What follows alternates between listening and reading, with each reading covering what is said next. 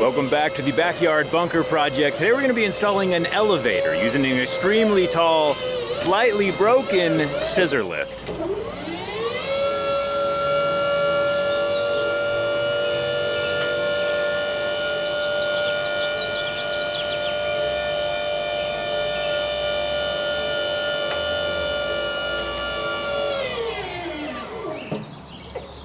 This is really high. This video is sponsored by KiwiCo, but more on them later. To catch you up to speed, 6 months ago, I dug an incredibly deep hole in my backyard. I stuck 2 pieces of 12-foot diameter stormwater runoff pipes into the dirt, and then put the lawn back on top. Easy peasy lemon squeezy. There's a whole 7-episode series if you want to get the dirty details, and I'll leave that playlist in the description. Today though, we're going to drop an elevator into the shaft to make my backyard bunker wheelchair accessible. Regular elevators, however, are ridiculously expensive. For example, the one I installed in my living room costs over $24,000, and this bunker has a budget. So to simplify things, I found a used broken scissor lift in the classifieds for just $3,000, and it goes up and down perfectly great. Just the wheels are a little wonky, but we won't be needing those anyway. And fingers crossed, it should get the job done just fine. We are in the garage. This bad boy is the Snorkel S3219E and is capable of lifting 550 pounds to a max height of 19 feet. Which is exactly what we're looking for.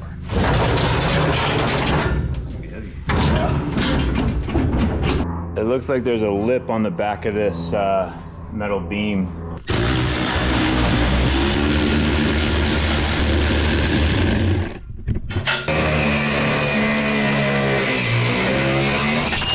And just like in that one Martian movie, there are a lot of parts on this lift that need to come off.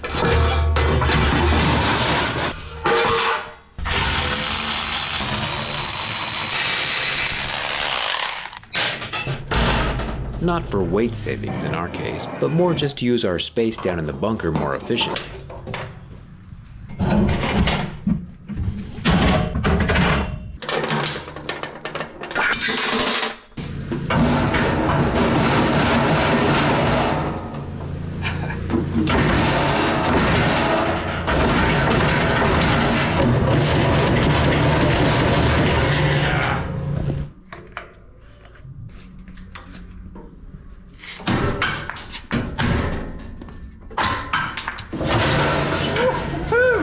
The Snorkel scissor lift is powered using a hydraulic ram for rising up and down, and 4 hydraulic motors, one on each tire.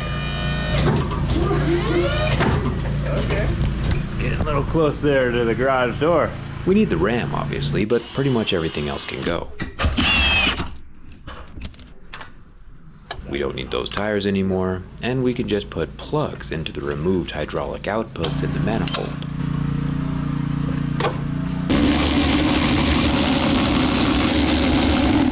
We also don't need the entire lower half of the scissor lift. I'll be relocating the 4 large 6-volt lead-acid batteries. We have plenty of room off to the side underneath the deck. Oh, yeah, that's awkward. I'll be upgrading these to lithium later for better longevity. Lead-acid requires too much maintenance for a bunker. We also need to make sure it all works down in the bunker hole first before fine-tuning the final product. If we wait till it's perfect, it'll never get done. Oh, it's heavy. Rides on there so that all the weight is transferred on this hub-centric piece, and all these bolts do is hold it tight.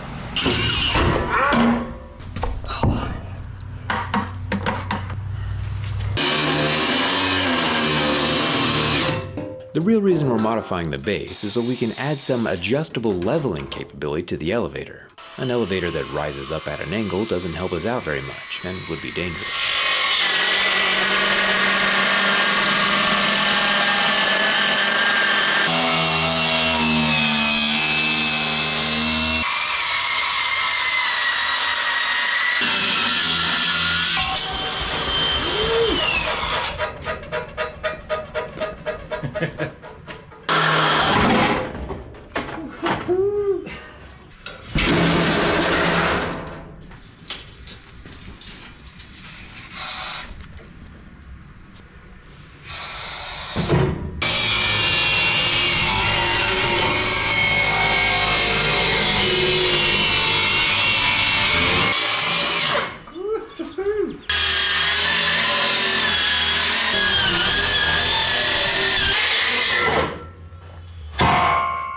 We have successfully turned a mobile scissor lift into an immobile elevator. Partially. There's still a little bit more we gotta do.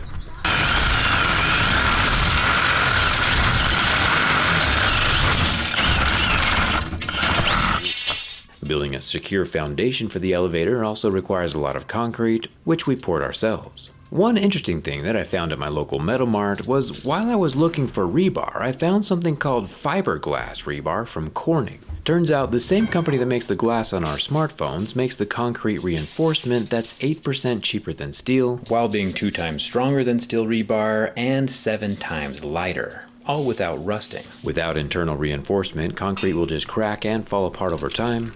The ridges on the rebar and its grid-like structure will help hold the pad together. We know that our bunker tubes are designed to last about 100 years underground, and I imagine this concrete slab will now also be here for my grandkids. One additional thing to keep in mind is that dry concrete dust has some nasty stuff in it, like silica, which can shred your lungs from the inside, which is not on my list of things that sound fun, so masks are rather important. We're mixing the dry concrete with water to get an oatmeal-like consistency and then dropping it down in the hole with some satisfying splatters.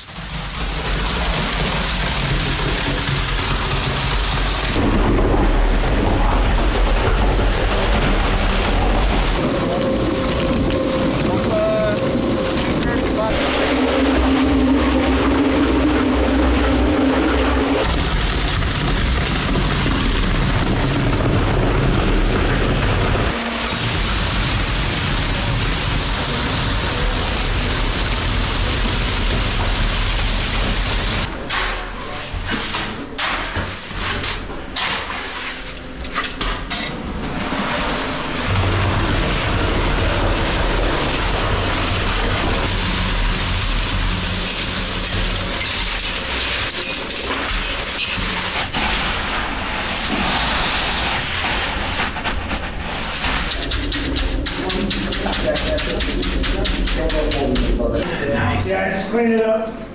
Before the concrete has time to harden, I'll throw in 4 steel in-bed mounting plates. That'll give us something to weld our custom leveler to once it does dry.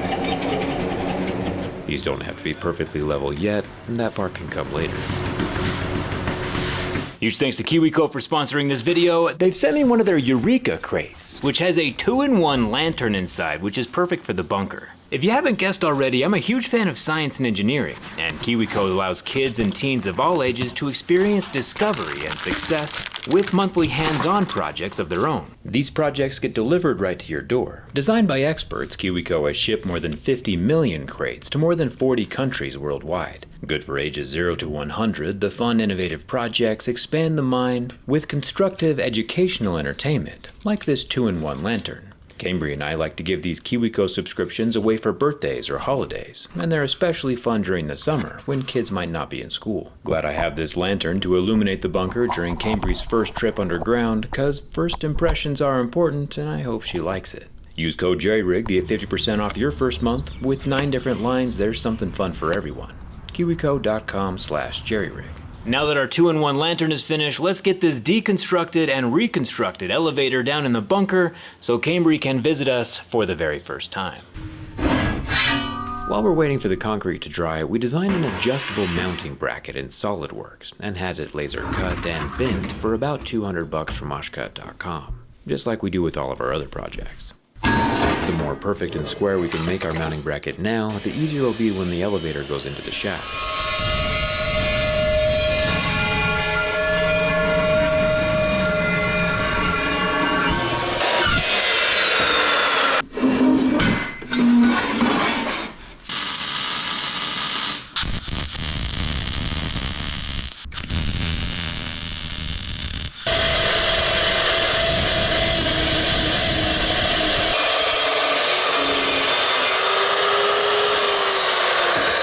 The leveling ability comes from the 5/8 inch diameter all thread and these 2 massive nuts, one on either side.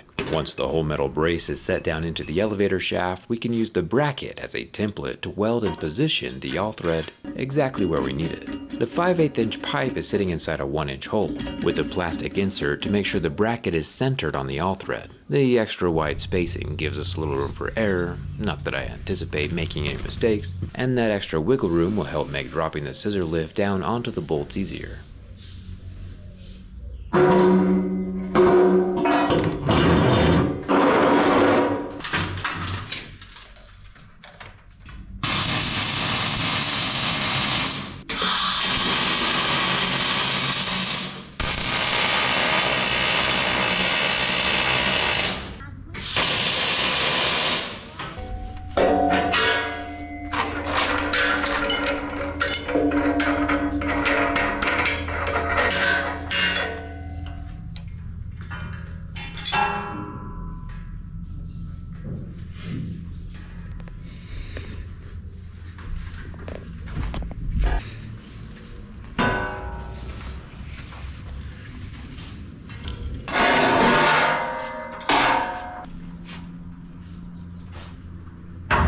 And now that it's being done used as a template, we can weld that leveling bracket to the base of the scissor lift and cut away the temporary cross members.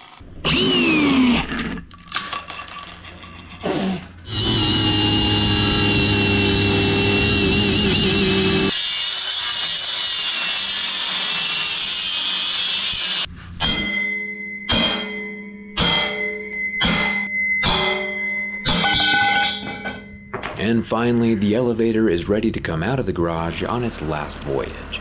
With all the excess metal removed and the hydraulics taken off, I'd be surprised if what's left weighs more than 1,500 pounds, which is a cakewalk for the telehandler, which can handle about 15,000, depending on how extended the boom gets. These telehandlers are pretty much the most versatile pieces of equipment on any construction site. They can even crab walk like a Hummer.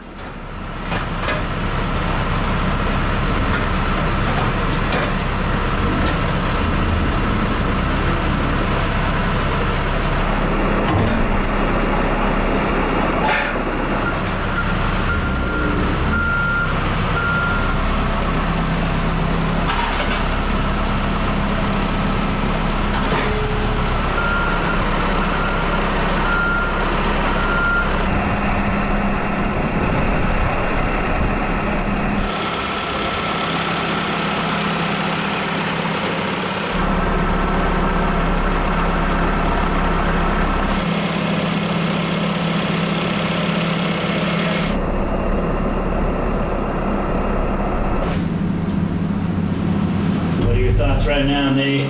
It's gonna work. Yeah, we're looking. Just keep coming. All right, start going slower. Go slow. Keep looking at those two. Yep. What? Come up a little. There we go, I'm on. On both. I'm on both. Down. Woo-hoo! Good. Is that it? That's it. Take a look at that. I'm excited. We got an elevator in. First try, baby. Drop it. Let's go. Drop. That's the hard part done. We have an elevator in the bunker. Success! And thanks to all that planning and prep work we did earlier, the scissor lift fits extremely neatly right on top of the yaw thread. And now we can tighten or loosen these nuts to level each corner of the unit to make sure each platform is level with the ground even after raising up 20 feet. The platform is bolted and leveled, and since safety is one of our top priorities, we've made a little special something for the top. I'm not worried about me or Cambry. Our hands, we know where they're going, but for little kids, we have to make sure they don't get pinched on the side of the walls as the elevator is going up, which is why we've made this aluminum platform, lightweight, sits on top, and make sure that little kids can stay safe during transportation. And using that same hydraulic pump, hydraulic ram, and batteries that the scissor lift came with, along with the little ramp and perfectly sized bolt-on platform, there is now a fully wheelchair accessible elevator with access to my backyard bunker, all for about $3,200. And we have a total of 6 bolts holding the platform to the lift. Now all that's left is Cambry's first voyage underground. All right, Cambry, you ready to go on the elevator for the first time? I'm ready to go in the bunker for the first time. Okay, so grab that controller right there. Bring the elevator up. Okay. And then stop it. Perfect. Can it keep going? It can go higher up, like 2 feet higher. Sorry. Oh, golf. It's a little wiggly, huh? I'm a little nervous about this, especially because there's like brakes are going on. It's like wobbling right now. Okay, oh, don't make it wobble. It's gonna make my stomach drop. We'll make it more secure later. I'm nervous. Does it just go fast? No, super slow Because actually. I feel like it came up kind of fast. It does go up faster than it goes down. Okay. That's not bad. Yeah, that's not bad.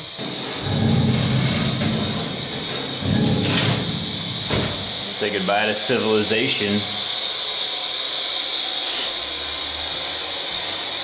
Oh my god. Oh, okay. Here we are. Oh, is this it? Yeah. Does it go down any lower? No, that's it. It smells like a bunker. Yeah. Come on in. Okay.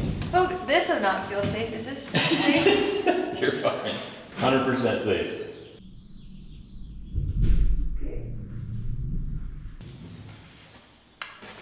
Hey. This brings a whole new like meaning to you're in the doghouse. Whatever, this is a great house. What do you think? I'm still just taking it all in. It's bigger than I thought. Like this is kind of cozy. I think I was expecting it to be more like, I don't know, creepy. This is cool. Yeah. This is like Batcave-esque. Did you think we could do this? What were your thoughts when I mentioned the bunker project? I mean, like anything else, you'll ask me to do something and I'll be like, yeah, but I don't actually think it comes to fruition. So this is just kind of wild that it's really here. Like it's so weird because I've seen the process, I've been watching out the window and then it's buried and then I kind of forget about it except for the one little like entrance. But like it's really cool. Yeah, I like it. I still feel like I'm just taking it all in. Like, it's bigger than I imagined. Like, I don't feel claustrophobic down here. Like, it feels cool and cozy and legit. And so knowing there's 250,000 pounds of dirt above your head doesn't bother you too much? Okay, don't bring up that aspect. You want a tour? Yeah. Okay. All right, so over here in the far corner is the master bedroom. This is gonna be where, master bedroom sleep. Okay. And then there's the exit shaft over there on the far side. And so we're gonna have a dividing wall right here. That's so short. It's the same as the other side. No, I mean. Oh, the ceiling. Is there gonna be like the a door. little, like, hidden door that opens up or something? It just seems so cool. Yeah, I think so. And then up here in the top, we'll have either like a library or like an armory that like folds down. And then here's gonna be like a bunk room with bunk beds on this side. And then here at the middle point where we welded both the pieces of tube together is gonna be the largest TV you've ever seen. And then kitchen on this side, combustible toilet over there. Whole thing powered by EcoFlow batteries, and then like a couch and stuff over here. So it'll be even more cozy. Can't wait to see a crypto life. And now you can come down whenever you want. Probably won't be that frequent. It's a little sketchy getting down here. A tiny bit. Well, want to finish this off? Thanks, Jen, for watching. We'll see you around.